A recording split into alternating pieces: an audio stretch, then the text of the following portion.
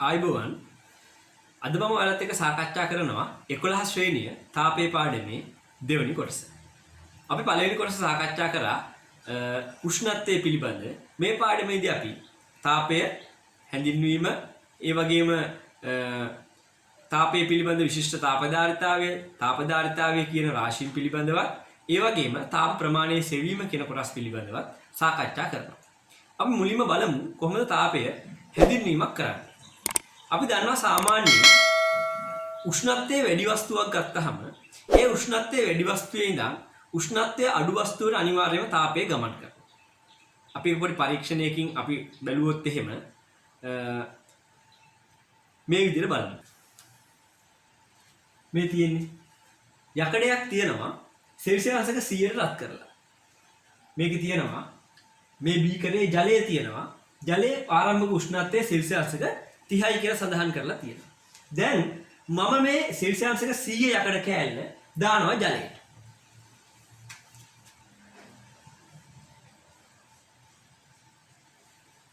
ඔයාලා මේක සාමාන්‍ය දැනුමෙන්ම දැන් දන්නවා.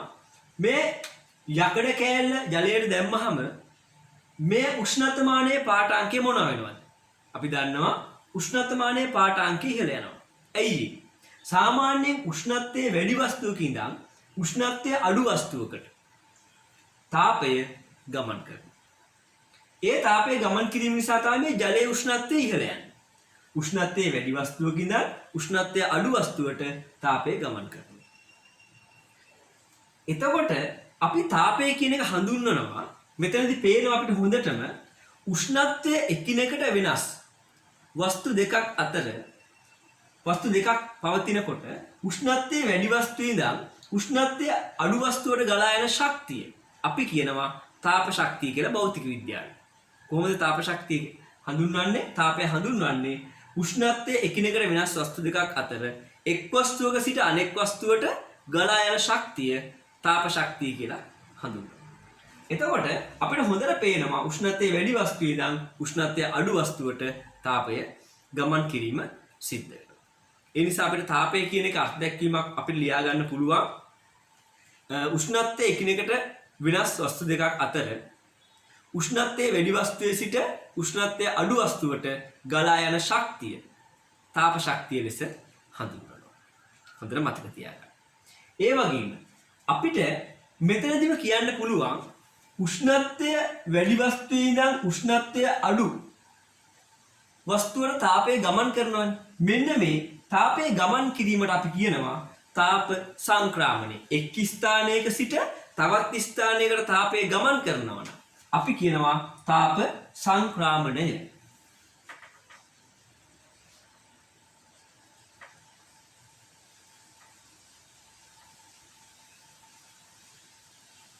තාපය සංක්‍රාමණය අපි උදාහරණයක් විදිහට අපි ගිනි ගොඩක් අසලින් ගමන් කරනවා. ගිනි ගොඩක් අසලින් ගමන් කරනකොට ගිනි ගොඩට මුහුණලා තියෙන අපේ ශරීරයේ පැත්තට අපිට දැනෙනවා ප්‍රශ්නයක්, උණුසුමක්. ඇයි? ගිනි ගොඩේ ඉඳන් අපේ ශරීරයට තාපය ගමන් කරා. තාපය සංක්‍රාමණය වුණා. අන්න තාපය ගමන් කිරීමට අපි කියනවා තාප සංක්‍රාමණය. අපි මේ තාප සංක්‍රාමණය වෙන ආකාරය ගැන පොඩ්ඩක් බලමු. මෙතනදිම සරලව ඉගෙන ගන්න පුළුවන් තාපය ගමන් කිරීම කොහොමද වෙන්නේ? තාපය සංක්‍රාමණය වෙන්නේ කොහොමද?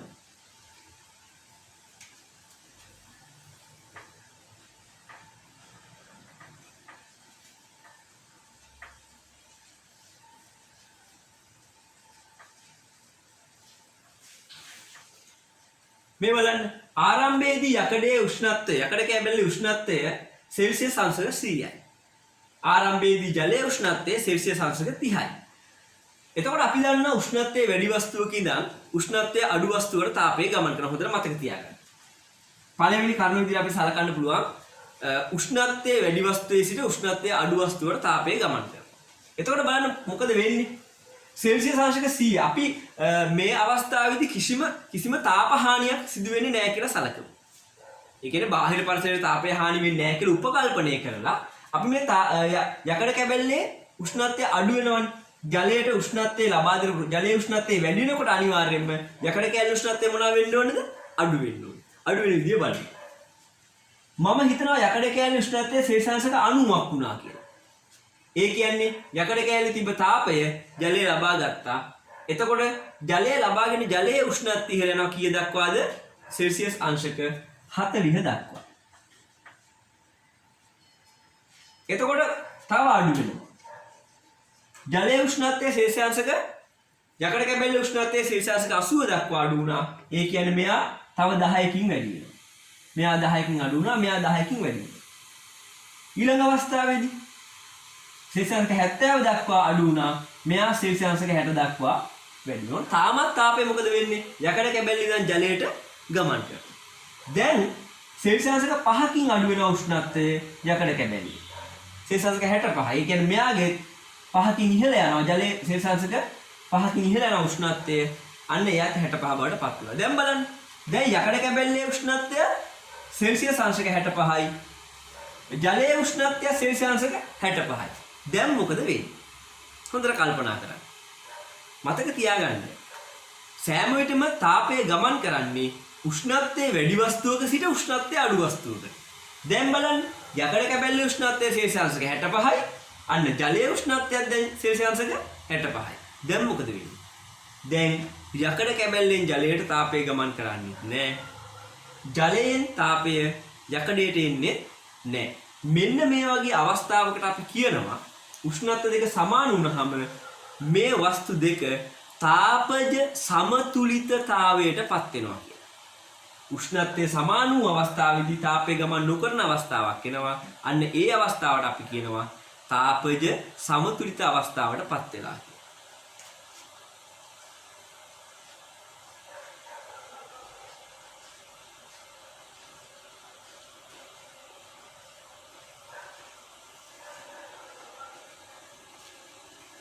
බලන්න තාපජ සමතුලිතතාවයට පත් වුණාට පස්සේ වස්තු දෙක හරහා තාප හුවමාරුවක් වස්තු දෙක අතර තාප හුවමාරුවක් සිද්ධ වෙන්නේ නැහැ. ඒතර මේ කියන સિદ્ધාන්ත තාපය පිළිබඳ හොඳින් මතක තබා ගන්න.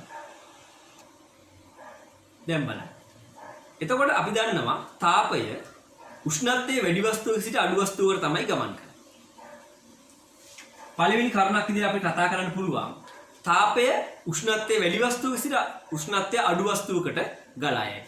ඒකම අපිට කියන්න පුළුවන් දෙවෙනි කරුණක් විදිහට උෂ්ණත්වයේ වැඩි වස්තුවේ උෂ්ණත්වය අඩු වන අතර උෂ්ණත්වය අඩු වස්තුවේ උෂ්ණත්වය වැඩි වේ.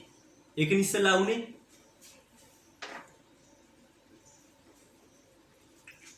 එකක් කියන්න පුළුවන් අපිට උෂ්ණත්වය වැඩි වස්තුවේ උෂ්ණත්වය පහළයයි. අනිත් අවස්ථාව කියන්න පුළුවන් උෂ්ණත්වය අඩු වස්තුවේ උෂ්ණත්වය ඉහළයි. ඒ වගේම අපිට කියන්න පුළුවන් වස්තු දෙකේ උෂ්ණත්වය සමාන වූ විට වස්තු දෙක අතර තාපය හුවමාරු වීමක් සිදු නොවේ. එම අවස්ථාව තාපජ සමතුලිත අවස්ථාව ලෙස සැලකනවා. මේ කාරණා හොඳින් මතක තබා ගන්න. අපි ඊළඟට බලමු වස්තුවක තාපධාරිතාවය කියන්නේ මොකක්ද කියලා. වස්තුවක තාපධාරිතාවය කැපිටල් C වලින් සංකේතවත් කරනවා. තාපධාරිතාවය කියලා කියන්නේ යම් වස්තුවක උෂ්ණත්වය ඒකක එකකින් ඉහළ දැමීම සඳහා ලබා දෙන්න ඕන තාප ප්‍රමාණය. ඒකක එකක් කියලා කියන්නේ සෙල්සියස් අංශක එකක් හරි කෙල්වින් එකක් හරි. ඒකක එකකින් ඉහළ දාන්න. එහෙම නැත්නම් ෆැරන්හයිට් අංශක එකක් හරි. ඒකක එකකින් ඉහළ දාන්න ලබා දෙන්න ඕන තාප ප්‍රමාණය අපි කියනවා වස්තුවක තාපධාරිතාවය. අර්ථ දැක්වීම හොඳින් සටහන් කරගන්න. යම් වස්තුවක තාපධාරිතාවය යනු එම වස්තුවේ උෂ්ණත්වය ඒකක එකකින් ඉහළ දැමීම සඳහා ලබා දිය යුතු තාප ප්‍රමාණය. එතකොට වස්තුවක තාපධාරිතාවය මන්නේ අන්තර්ජාතික සම්මත ඒකකයේ වෙන්නේ කෙල්විනයට ජූල්. මේ තමයි අන්තර්ජාතික සම්මත ඒකකය. එහෙම නැත්නම් අපිට පුළුවන් සෙල්සියස් අංශක 1කින් ඉහළ දැම්ම අවස්ථාවක සෙල්සියස් අංශකයට ජූල් වලින් තාපධාරිතාවය මනින්න පුළුවන්.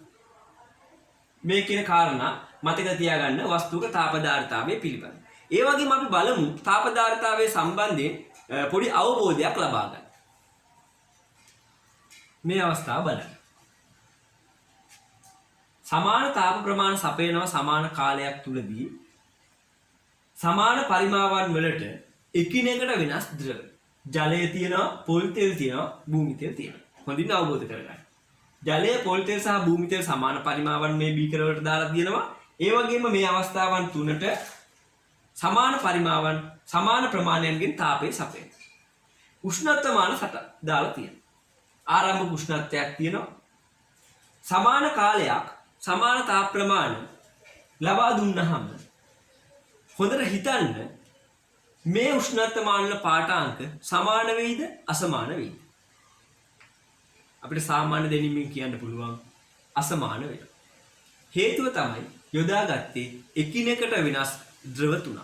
සමානතා ප්‍රමාණ සැපයුවහම උෂ්ණත්වය වෙනස් ප්‍රමාණ වලින් වෙනස් වෙන්නේ හේතුව තමයි මේ තුන් දෙනාගේ තාප ධාරිතාවයන් වෙනස්. ඒ කියන්නේ ඒකක උෂ්ණත්වයේ ඒකකයකින් ඉහළ යාම සඳහා ලබා ගන්න තාප ප්‍රමාණයන් එකිනෙකට වෙනස් මේ තුන් දෙනා. අන්න ඒකට තමයි අපි කියන්නේ තාප ධාරිතාව. ඊළඟට අපි කතා කරනවා වස්තුවක විශිෂ්ට තාප ධාරිතාවය. ඒක සංකේතවත් කරනවා සිම්පල් C වලින්. කොහොමද මේ තාප ධාරිතාවය විශිෂ්ට වෙන්නේ? විශිෂ්ට කියන එකේ තේරුම තමයි ඒකක ස්කන්ධයක්. විශිෂ්ට තාප ධාරිතාවය වෙන්නේ ඒ වස්තුවක ඒකක ස්කන්ධයක උෂ්ණත්වය ඒකක එකකින් ඉහළ දැමීම සඳහා ලබා දිය යුතු තාප ප්‍රමාණය. ඒකක ස්කන්ධයක් කිව්වහම වැඩි හිතන්න යන්න ඕනේ නැහැ. කිලෝග්‍රෑම් එකක්, ග්‍රෑම් එකක්, මිලිග්‍රෑම් එකක. ඒකක ස්කන්ධයක උෂ්ණත්වය ඒකක එකකින් ඉහළ දැමීම සඳහා ලබා දිය යුතු තාප ප්‍රමාණය තමයි විශිෂ්ට තාප ධාරිතාවය කියලා කියන්නේ. එතකොට විශිෂ්ට තාප ධාරිතාව මන්න අන්තර්ජාතික සම්මතයේ මොකද්ද?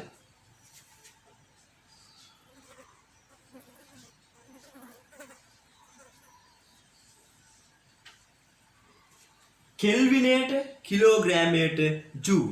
කොහොමද කියන්නේ? කෙල්විනයට කිලෝග්‍රෑමයට ජූල් තමයි වස්තුවක විශිෂ්ට තාප ධාරිතාවයේ මනින අන්තර්ජාතික සම්මත ඒකකය. අපිට මේක පුළුවන්. අපි දන්නවා තාප ශක්තියක් මයින අන්තර්ජාතික සම්මත ඒකකයේ ජූල්. ස්කන්ධයක් මයින අන්තර්ජාතික සම්මත ඒකකයේ කිලෝග්‍රෑම්. උෂ්ණත්වය මයින අන්තර්ජාතික සම්මත ඒකකයේ කෙල්වින්. ඒකට අන්තර්ජාතික සම්මත ඒකකයේ විශිෂ්ට තාප ධාරිතාවයේ මේ විදිහට එනවා.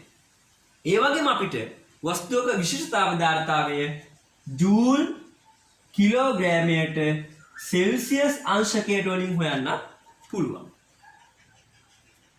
එතකොට හොඳින් මතක තබා ගන්න විශිෂ්ට තාප ධාරිතාවයේ සම්මත අන්තර්ජාතික සම්මත ඒකකය සහ ඒක විශිෂ්ට තාප ධාරිතාවය මයින්න පුළුවන් වෙනත් ඒකක. එතකොට මේවා ඇසුරින් අපිට ගන්න කිරීම තියෙනවා. ඉතා වැදගත් මේ කොටස.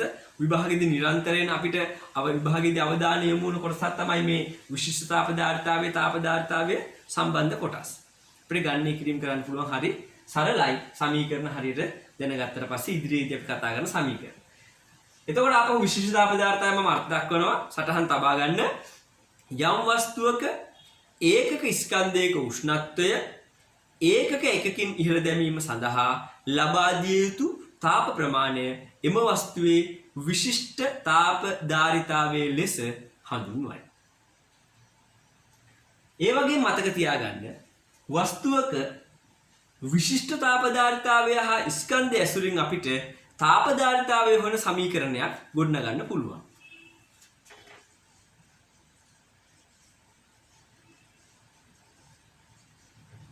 තාප ධාරිතාවය සමානයි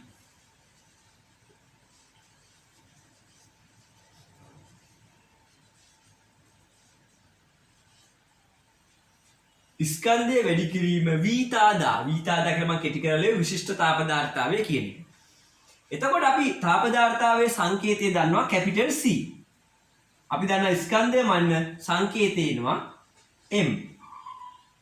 විශිෂ්ට තාප ධාරිතාවයේ සඳහා සංකේතය C. ඒ නිසා අපිට කියන්න පුළුවන් C සමානයි කැපිටල් C සමානයි සිම්පල් M සිම්පල් C මේ විදිහේ සමීකරණ.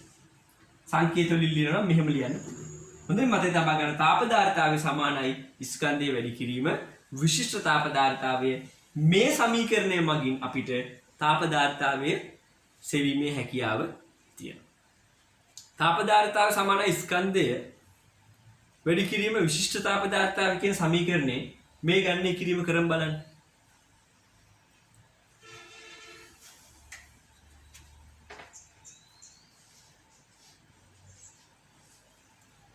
අපිට ජලය දීලා තියෙනවා කිලෝග්‍රෑම් 2 ප්‍රමාණයක්. ජලය කිලෝග්‍රෑම් 2 තාප ධාරිතාවය අහන්නේ. අපිට ජලයේ විශිෂ්ට තාප ධාරිතාවය දීලා තියෙනවා 4200යි ජූල් කිලෝග්‍රෑමයට කෙල්විනයට. එතකොට කිලෝග්‍රෑමයට කිලෝග්‍රෑම් කැපෙනවා. එතන උත්තර එනවා 8400යි කෙල්විනයට ජූල්. අපි දන්නවා තාප ධාරිතාව වෙන ඒකකයේ වෙන්නේ මම ඒකකයේ වෙන්නේ කෙල්විනයට ජූල් 8400. මේ වගේ ගණනය කිරීමක් විභාගෙට අහන්න පුළුවන්. හරි සරලයි. දැනගන්න ඕන දේ තමයි තාප ධාරිතාවය කියන්නේ මොකද්ද? විශිෂ්ට තාප ධාරිතාවය කියන්නේ මොකද්ද? ඒ වගේම ඊට අදාළ සමීකරණය භාවිතා කරලා ගැටලු විසඳන්න. මේ කාරණා හොඳින් අවබෝධ කරගන්න. ඊළඟට අපි කතා කරනවා වස්තුවක තාප ප්‍රමාණය. අවශෝෂණය කරගන්නා හෝ වස්තුවක් මගින් පිට කරන තාප ප්‍රමාණය සෙවීම සම්බන්ධ ගැටලු සහ ඊට අදාළ සමීකරණ අපි ඊළඟට කතා කරමු. තාප ප්‍රමාණය සෙවීම. මේ තාප ප්‍රමාණය සෙවීම සඳහා අපි සමීකරණයක් ගොඩනගනවා. සමීකරණයට අත්‍යවශ්‍ය වෙන විශිෂ්ට තාප ධාරිතාවය. එතකොට අපේ 11 ශ්‍රේණියේ පෙළ පොතේ මේ 9.1 කියන වගුවේ අපිට අත්‍යවශ්‍ය වෙන ද්‍රව්‍ය කිහිපයක විශිෂ්ට තාප ධාරිතා අගයන් දීලා තියෙනවා. මම මේ තාප ප්‍රමාණය සෙවීමට කලින් පොඩි විශිෂ්ට තාප ධාරිතාවයේ සම්බන්ධ කාරණාවක් කියලා.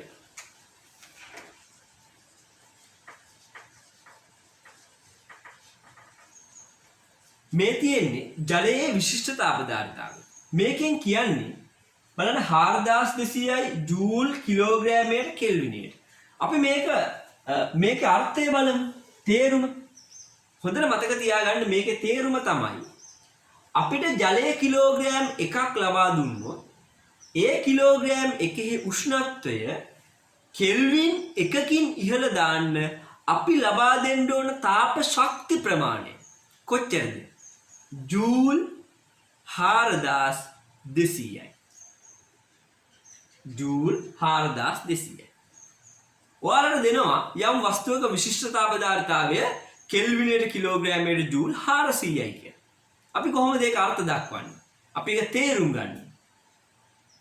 ඒ කියන්නේ ඒ වස්තුවේ කිලෝග්‍රෑම් එකක ස්කන්ධයක උෂ්ණත්වය කෙල්වින් 1කින් ඉහළ දාන්න අපි ලබා දෙන්න ඕන ජූල් 400ක තාප ප්‍රමාණයක් කියන එක තමයි ඒ කියන්නේ. එහෙනම් මේ විශිෂ්ට තාප ධාරිතාවය අමාරු නෑ. හොඳින් තේරුම් ගන්න. හරි සරලයි. එතකොට අපිට මේ ඉදිරියේ තියෙන ගණනය කිරීම හරිම පහසු වෙනවා.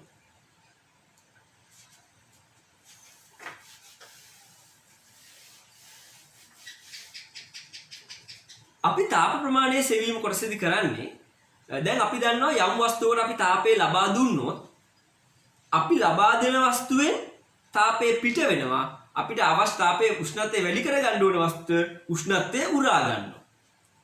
දැන් හොඳම උදාහරණේ ගෙදර තියෙන හීටර් ජග් එකේ අපි වතුර දාලා හීට් එක ඔන් කරනවා. එතකොට මොකද වෙන්නේ? තාපන දඟරය ගිල්ලුම් තාපකයේ රත් වෙනවා.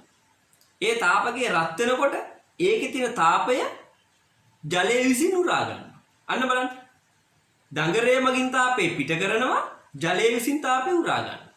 එතකොට අවස්ථා දෙකයි තියෙන්නේ. එක්ක තාපය පිට කිරීම, එහෙම නැත්නම් තාපය ලබා ගැනීම. එතකොට ඔන්නේ පිට කරපු තාප ප්‍රමාණය හරි, ලබාගත් තාප ප්‍රමාණය හරි අපිට හොයන්න පුළුවන්. ඒ සඳහා අපි සමීකරණයක් ගොඩනගනවා. එතකොට අපි තාප ප්‍රමාණය සඳහා සංකේතයක් ලබා දෙනවා කැපිටල් Q.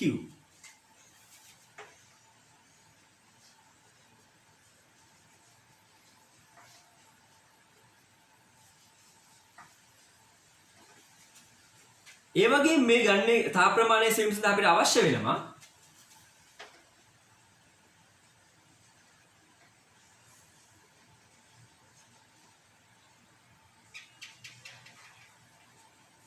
ස්කන්ධය. තාපය ලබා ගන්නා හෝ පිට කරන වස්තුවේ ස්කන්ධය අපිට අවශ්‍ය වෙනවා.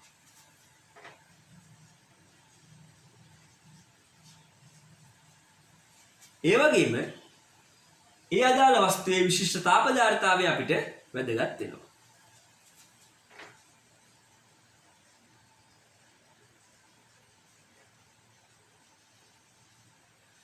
ඒ වගේම අපිට වැදගත් වෙනවා උෂ්ණත්ව වෙනස. උෂ්ණත්ව වෙනස කියලා කියන්නේ යම් වස්තුවක් අපි කියමු තාපය අවශෝෂණය කරගන්නවා කියලා. ඒ තාපය අවශෝෂණය කරගන්න ආරම්භයේදී එයා සතු උෂ්ණත්වයක් තියෙනවා. තාපය අවශෝෂණය කරන අවසන් වුණාට පස්සේ එයා සතු උෂ්ණත්වයක් තියෙනවා. එතකොට ඔන්න ඔය උෂ්ණත්ව දෙක අතර වෙනස තමයි අපි කියන්නේ උෂ්ණත්ව වෙනස. අපි ඒකේ සංකේතය කියනවා තීටා කියලා. එතකොට උෂ්ණත්ව වෙනස හොයන්නේ හැමතිස්සෙම අවසාන උෂ්ණත්වයේ ආරම්භක උෂ්ණත්වය අපි අඩු කරනවා. ඒකෙන් අපිට උෂ්ණත්ව වෙනස ලබා ගන්න පුළුවන්.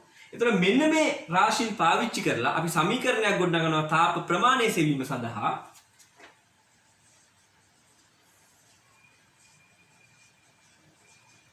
තාප ප්‍රමාණය සමානයි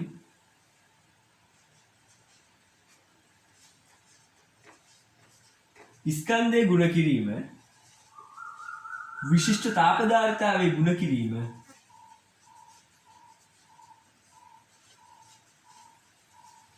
උෂ්ණත්ව වෙනස. එතකොට අපිට සංකේත වලින් කියන්න පුළුවන් Q සමානයි mc θ. මේ සමීකරණයෙන් අපිට පුළුවන් යම් වස්තුවක් පිට කරන හෝ ලබා ගන්නා තාප ප්‍රමාණය සොයන්න.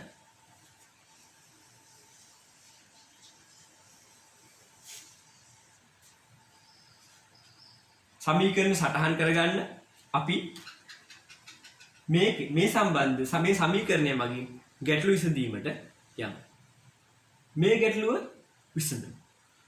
මම විසඳන කලින් ඔයාලට මේක විසඳීමේ හැකියාව තියෙනවා.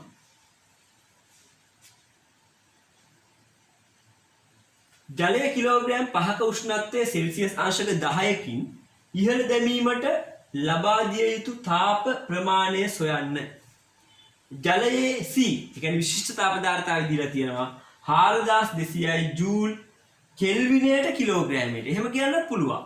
කිලෝග්‍රෑමයට කෙල්විනයට කිව්වත් කෙල්විනයට කිලෝග්‍රෑමයට කිව්වත් ගැටලුවක් නැහැ. රයිට්. Q සමානයි mc θ සමීකරණය. m ස්කන්ධයේ කිලෝග්‍රෑම් 5යි. C 4200යි ජූල් කිලෝග්‍රෑමයට කෙල්විනයට. θ උෂ්ණත්ව වෙනස කොච්චරද?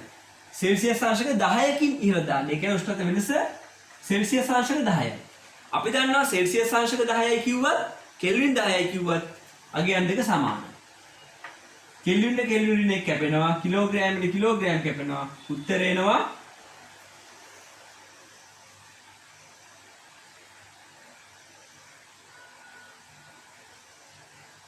ජූල් 210000. මේක කිලෝ ජූල් වලට හැරෙවුවොත් 1000න් බෙදන්න ඕනේ 210යි කිලෝ ජූල්. මේ දෙවිදියටම උත්තරේ හදන්න පුළුවන්. මේ බලන්න. ස්කන්ධයේ ග්‍රෑම් 500ක් වූ තඹ කැබැල්ලක උෂ්ණත්වය සෙල්සියස් අංශක 10 සිට සෙල්සියස් අංශක 30 දක්වා ඉහළ දැමීමට ලබා දිය යුතු තාප ප්‍රමාණය සොයන්න. ඉහළ දාන්න ඕන ලබා දෙන්න ඕන තාප ප්‍රමාණය. එහෙනම් අපි ඉහළ දැමීම ලබා දිය යුතු තාප ප්‍රමාණය සමානයි තාප ප්‍රමාණය Q නම් එතකොට Q සමානයි mc θ m ග්‍රෑම් 500යි. ග්‍රෑම් 500 දානවද අපි? ග්‍රෑම් කිලෝග්‍රෑම් කරගන්න ඕනේ. එහෙනම් ග්‍රෑම් කිලෝග්‍රෑම් කරලා 1000න් බෙදෙනවා. 500 බෙදීම 1000 කිලෝග්‍රෑම් එතකොට. C කොච්චරද? 400යි. ජූල් කිලෝග්‍රෑමයට කෙල්විනයට. θ කොච්චරද? උෂ්ණත්ව වෙනස. සෙල්සියස් අංශක 10 ඉඳන් 30 දක්වා වැඩි කරන්න. උෂ්ණත්වය සෙල්සියස් අංශක 20කින් වැඩි කරන්න තියෙනවා. එහෙනම් උෂ්ණත්ව වෙනස 20යි. සෙල්සියස් අපිට කෙල්වින් විදියට ලියන්න පුළුවන්. කෙල්වින් 20කින් වැඩි වුණා කිව්වත් එකයි. සෙල්සියස් 20කින් වැඩි වුණා කිව්වත් එකයි. එතකොට කෙල්වින්ට කෙල්වින් කැපෙනවා. කිලෝග්‍රෑමයට කිලෝග්‍රෑම් කැපෙනවා. මෙතන 500ට එකයි. මෙතන 2යි. එතකොට මෙතනට 10යි. 4000යි ජූල්. බලන්න හරි සරලයි. ගැටලු විසඳන්න පුළුවන් සමීකරණය මම. මේ වගේ ගැටලු තමයි විභාගයට අහන්නේ. අපි මීට වඩා සංකීර්ණ ගැටලුවක් අවසානයේට විසඳමු. ඊළඟ ගාන මීට වඩා සංකීර්ණ අවස්ථාවක් තියෙනවා. ඒ අවස්ථාව බලමු. තුන්වෙනි ගැටලුව මම ඔයාලට කියනවා ඔයාලා මුලින් සටහන් කරගන්න.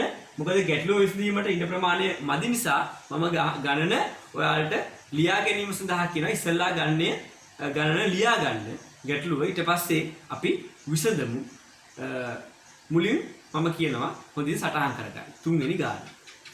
ඇලුමිනියම් බඳුනක ස්කන්ධය ග්‍රෑම් 200කි. ඇලුමිනියම් බඳුනක ස්කන්ධය ග්‍රෑම් 200කි. ඒ තුල ජලය ග්‍රෑම් 500ක් ඇත. ජලයේ ආරම්භක උෂ්ණත්වය සෙල්සියස් අංශක 25කි. ජලයේ උෂ්ණත්වය සෙල්සියස් අංශක 55 දක්වා ඉහළ දැමීමට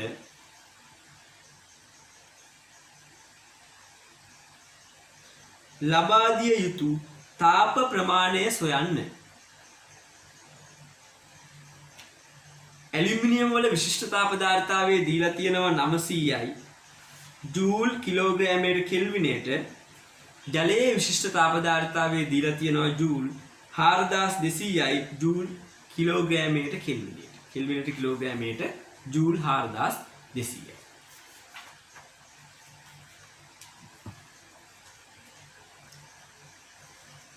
මම මේ ගැටලුවත්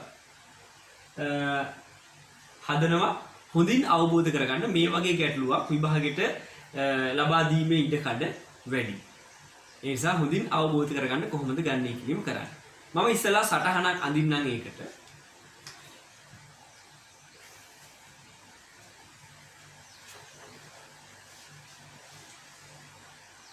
ඇලුමිනියම් බඳුනක් තියෙනවා.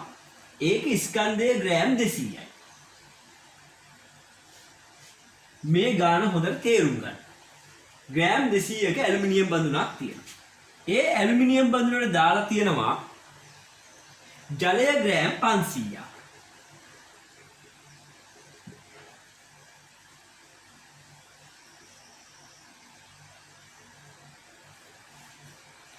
එතකොට මේකේ ආරම්භක උෂ්ණත්වය අපිට දීලා තියෙනවා සෙල්සියස් අංශක 25යි.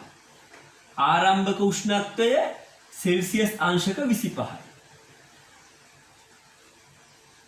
එතකොට මේ ගන්නේ මේකේ තියෙන ජලයේ උෂ්ණත්වය සෙල්සියස් අංශක 55 දක්වා ඉහළ නැගීමට. ඒ කියන්නේ අවසාන උෂ්ණත්වය සෙල්සියස් අංශක 55යි. 55 දක්වා ඉහළ දැමීමට ලබා දිය යුතු තාප ප්‍රමාණය ගණනය කරන්න කියලා කියනවා. මේ බලන්න. දැන් අපි මේක රත් කරනවා කියලා හිතමු. මේ ගණනය කිරීමේදී මේක රත් කරද්දී අපි දන්නවා ජලයේ උෂ්ණත්වය සෙල්සියස් අංශක 25 55 දක්වා ඉහළ යනවා. උෂ්ණත්ව මානයකුත් මේක දාලා තියෙනවා. අපි දන්නවා ඉහළ යනවා උෂ්ණත්වය. හැබැයි හොඳින් තේරුම් ගන්න මේ අවස්ථාවේදී තාපය ලබා දෙද්දී ඇලුමිනියම් කියන්නේ හොඳ තාප සන්නායකයක්. ඇලුමිනියම් තාපය හොඳින් ගමන් කරන ද්‍රව්‍යයක්. ඒ නිසා මේ ලබා දෙන තාපය ජලය විසින් විතරද ලබා ගන්නෙ? නෑ. ඇලුමිනියම් බඳුනත් ලබා ගන්න. ඒ නිසා අපිට සෙල්සියස් අංශක 55 දක්වා ජලයේ උෂ්ණත්වය ඉහළ යද්දී අපි උපකල්පනය කරනවා ඇලුමිනියම් බඳුනේ උෂ්ණත්වය සෙල්සියස් අංශක 55 දක්වාම ඉහළ යනවා. ඒ නිසා අපි ලබා දෙන තාප ප්‍රමාණය හොඳින් මතක තියාගන්න. මේ අවස්ථාවේදී ලබා ගන්නේ ජලය විතරක් නෙමෙයි ඇලුමිනියම් බඳුනත් ලබා ගන්න. ඒ නිසා උෂ්ණත්වයේ ජලයේ උෂ්ණත්වයේ සෙල්සියස් අංශක 55 දක්වා ඉහළ දැමීමට ලබා දෙන්න ඕන තාප ප්‍රමාණය හොයන්න නම් අපිට ඉස්සෙල්ලාම ඇලුමිනියම් බඳුන ලබාගත් තාප ප්‍රමාණය හොයන්න වෙනවා. ඒ වගේම ඊළඟට ජලය ලබාගත් තාප ප්‍රමාණය හොයන්න වෙනවා. හොයලා ඒ දෙක එකතු කරන්න වෙනවා. එතකොට තමයි අපිට නිවැරදි පිළිතුර ලැබෙන්නේ. ඒ නිසා අපි පළමුවෙන්ම කරමු ඇලුමිනියම් බඳුන විසින් ලබාගත් තාප ප්‍රමාණය හොයමු.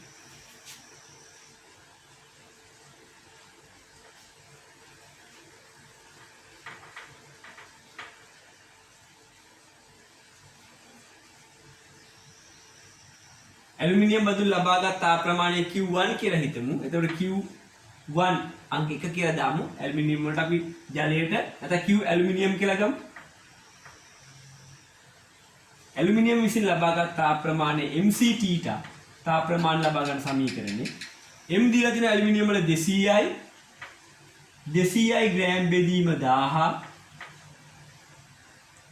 ග්‍රෑම් එතකොට කිලෝග්‍රෑම් වෙනවා. C දීලා තියෙන අපේ ඇලුමිනියම් වල 900යි ජූල් කිලෝග්‍රෑමයට කෙල්විනයට T ට අපි දන්නවා 25 ඉඳන් 55 දක්වා ඉහළ යනවා 30යි.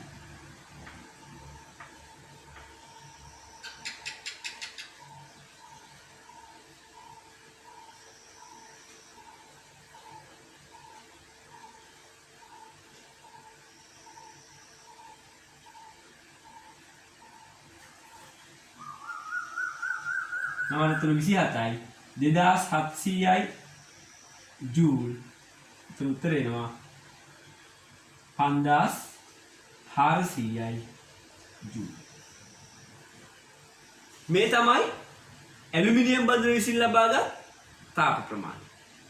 අපි ඒ නිසා මේක ඉස්සෙල්ලා හොයාගන්න ඕනේ.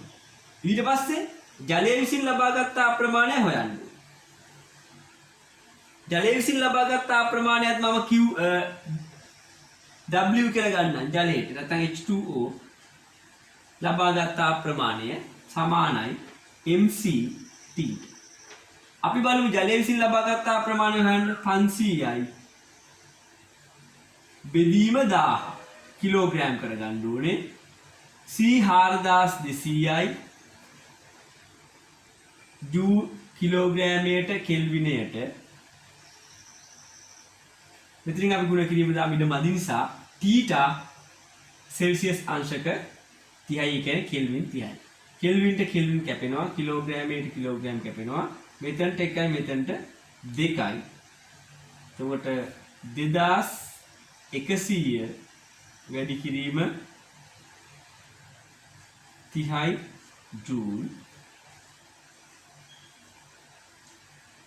63000යි ජූල්. ඔන්න සෙල්සියස් එක 55 දක්වා ඉහළ දාන ජලය විසින් ලබාගත් තාප ප්‍රමාණය ජූල් 63000.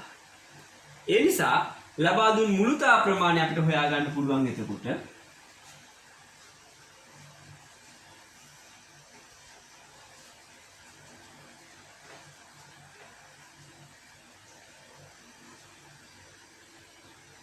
පන්දාස් 400යි ජූල් ධන 63000යි ජූල්.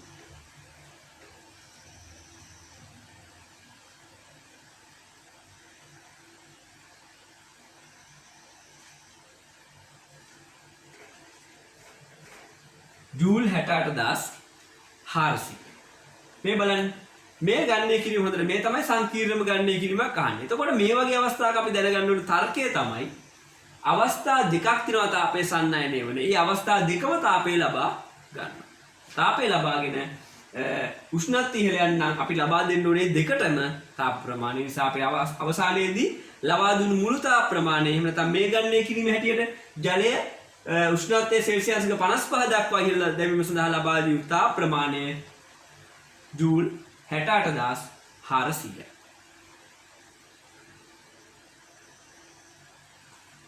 මේ වගේ ගණනය කිරීම අභ්‍යාස පොතේ තියෙනවා. අපේ පෙළ පොතේ තියෙනවා. මේ අභ්‍යාස සියල්ල කරන්න නිදුසුන් විදියට තියෙනවා. ඒව ගණනය කිරීම කරන්න පසුගිය විභාග ප්‍රශ්න පත්‍ර තුල තියෙනවා. ඒ ගණනය කිරීම පුළුවන් තරම් හොයාගෙන කරන්න. එතකොට මේ තාප ප්‍රමාණයේ සෙවීම සම්බන්ධ ගැටලු තමයි අපි මේ අද සාකච්ඡා කරේ. එතකොට අපි මේ පාඩම අවසන් කරනවා තුන්වෙනි කොටසකින්. තාපේ පාඩමේ තුන්වෙනි කොටසේදී අපි හමු. ඒ වගේම අමතක කරන්න එපා අපේ YouTube channel එක subscribe කරන්න. ඒ වගේම අලුත් වීඩියෝ ලබා ගන්න bell icon එක click කරන්න. යාළුවොත් එක්ක හුවමාරු කරගන්න ප්‍රශ්න ඒ වගේම වැඩ කරන්න යාළුවෝ දැනුවත් කරන්න. ඔබට සාමාන්‍ය පෙළ විභාගය සඳහා හොඳින් ජයග්‍රහණය කිරීම සඳහා ශක්තිය ධෛර්යය ප්‍රාර්ථනා කරනවා. ඒ වගේම ජයග්‍රහණය ප්‍රාර්ථනා කරනවා.